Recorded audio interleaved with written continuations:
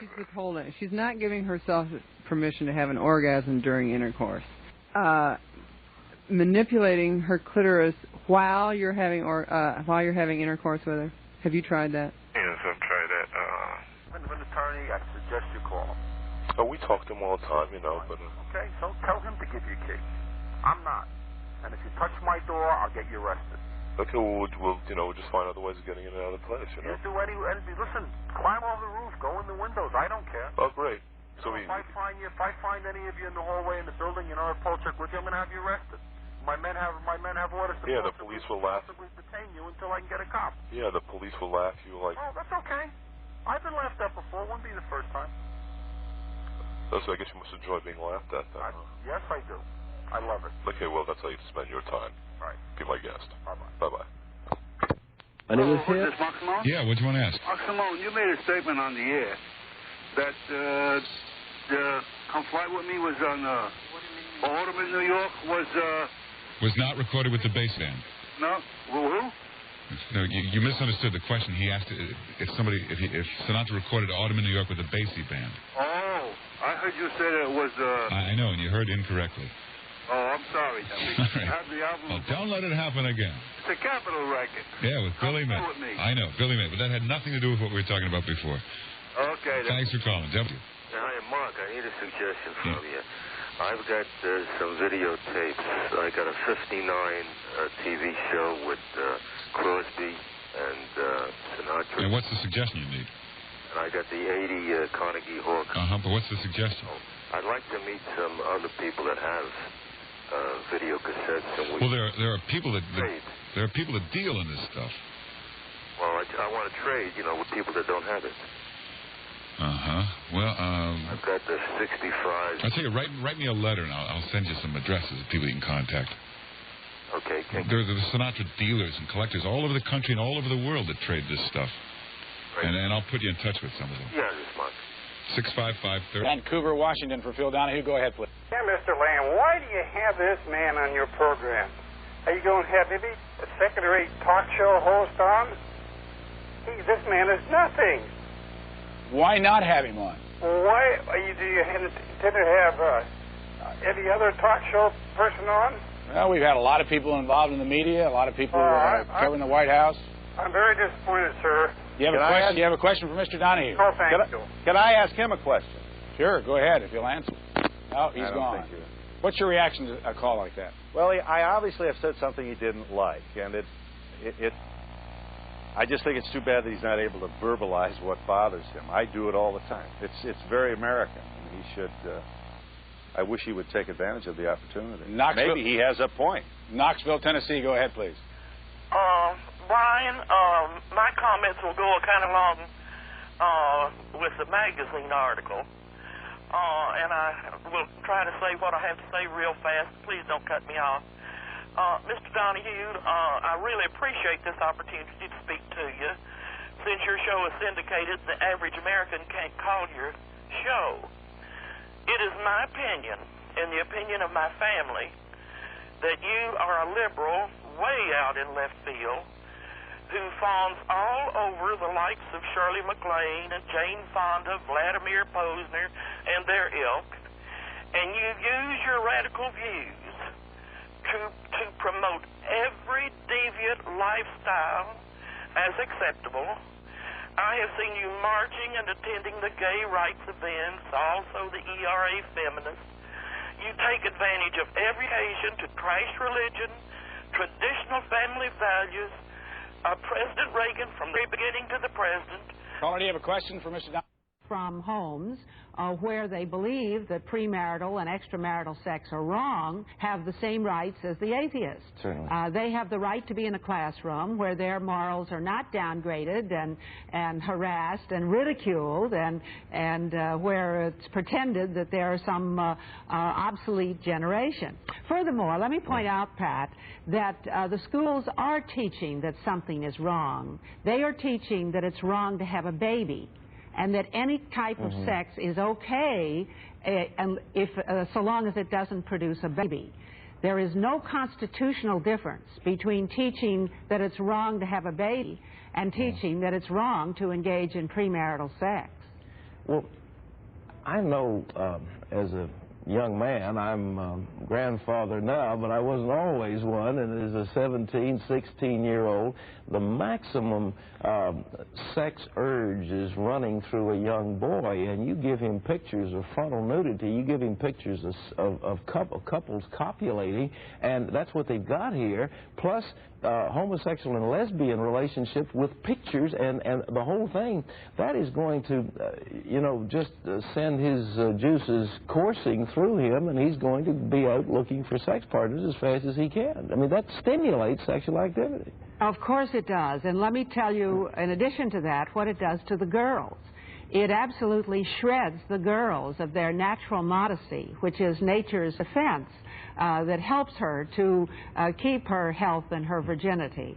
And the whole idea of discussing all these sexual acts and behavior and devices in the classroom and then saying anything's okay that makes you feel comfortable and that doesn't produce a baby is just so horrendous. It's just so wrong. And makes no difference whether the school establishment tells you it's okay, or Dr. Koop tells you it's okay, or even the majority of parents say they want it. I maintain that the child who comes from a good home has got the right to be in the classroom and not to have to put up with this type of embarrassing, degrading, humiliating, ridiculing discussion about behavior that he believes is morally wrong. You know, we have... And would you please explain about those 50 ways?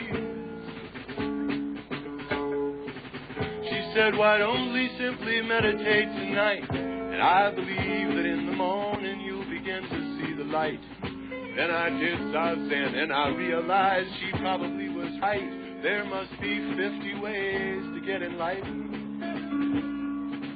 50 ways to get enlightened. Just get in the Zen bed. Start counting your breath, Beth. Practice each day, just get yourself free. Learn to let go, Joe. Empty your head, Fred. Forget the self-doubt and get yourself free. God bless you. There is victory in Jesus.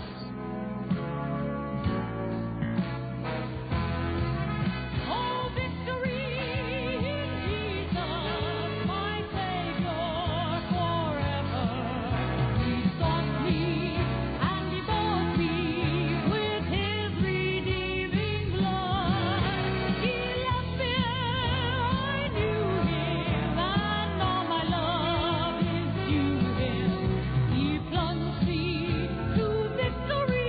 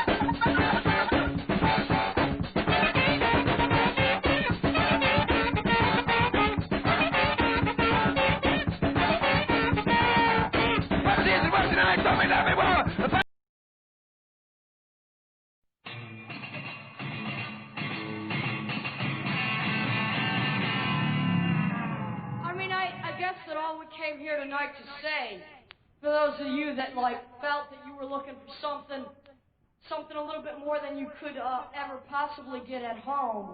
I mean, I guess that what we came here for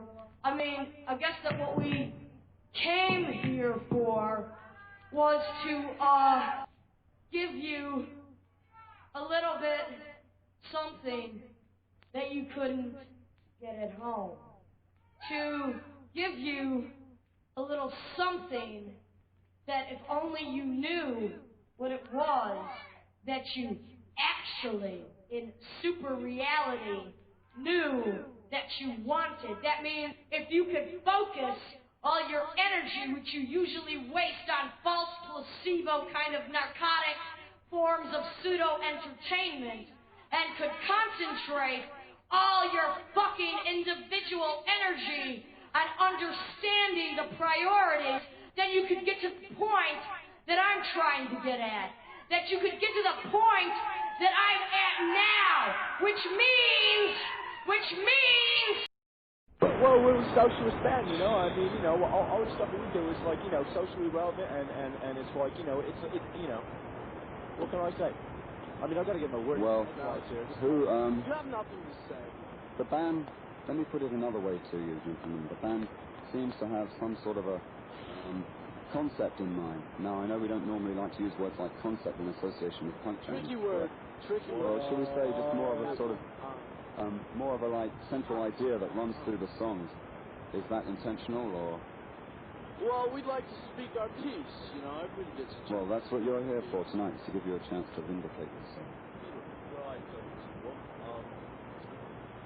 we're just, like I said before, you know, we're just sick of, you know, all these stupid, supposed new wave bands, you know, they run around and talk about milk, let me say one thing.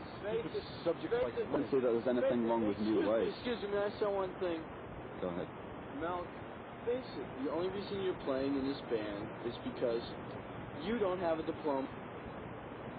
You get a Well, after all, I thought it was traditional for punk bands not to be particularly well educated. You can't get a diploma and you can't get a steady job. That's Scott. So what? I'm sorry, Scott, but I would like to talk about the band specifically. I've got a few subjects that I'd like to cover before. I'll call you on. I told you before. I'll call you on. Malcolm. Okay, guys, please. I mean, just try and get it together.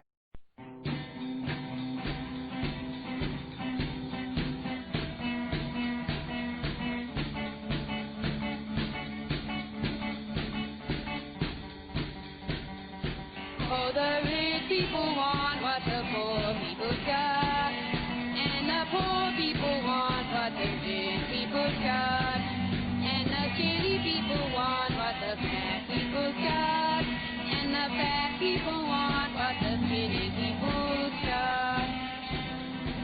You can never please anybody in this world.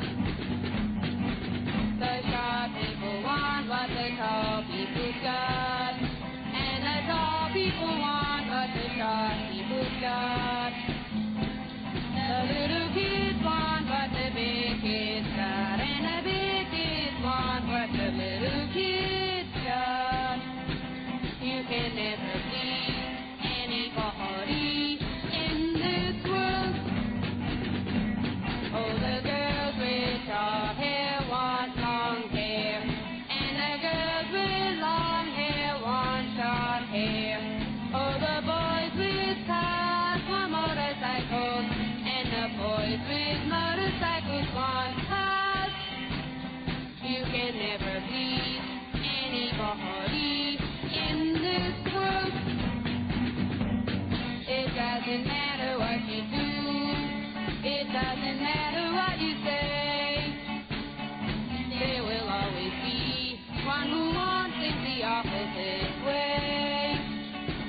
It doesn't matter where you go. It doesn't matter who you see.